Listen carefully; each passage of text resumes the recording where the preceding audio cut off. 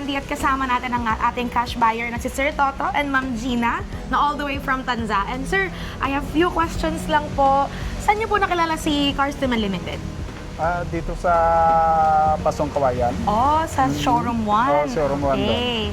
And ano pong na-feel niyo, sir, na nabay niyo po yung strada ng cash? Actually, dumaan nga lang kami. Nagpakarga kami ng gas. Ngayon, daanan ko ito si Estrada. Hinintuan ko. Sabi ko, parang maganda yun. Yun, nadali na. Amazing. And mararecommend niyo po ba si Cars Demand Limited sa mga friends niyo or family, loved ones po?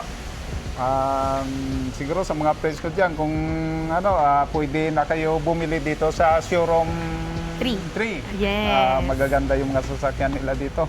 Di ba kayo? Natatakot na ako para sa trabaho ko, guys. So, ayun. And sir, thank you so much po. Okay. And congratulations po sa Okay, inyo. thank you din. Congrats po, ma'am. Congrats po.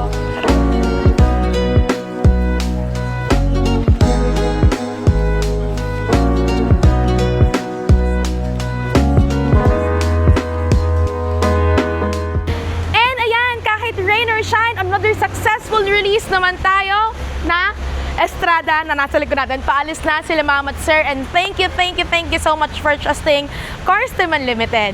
And if you want to see all of the units in metal, feel free to visit on our 4 showrooms. Again, ipa-flash namin sa screen ang mga contact numbers kasi baka malay mo, nandito na sa Cars Demand Limited ang dream car na hinahanap mo.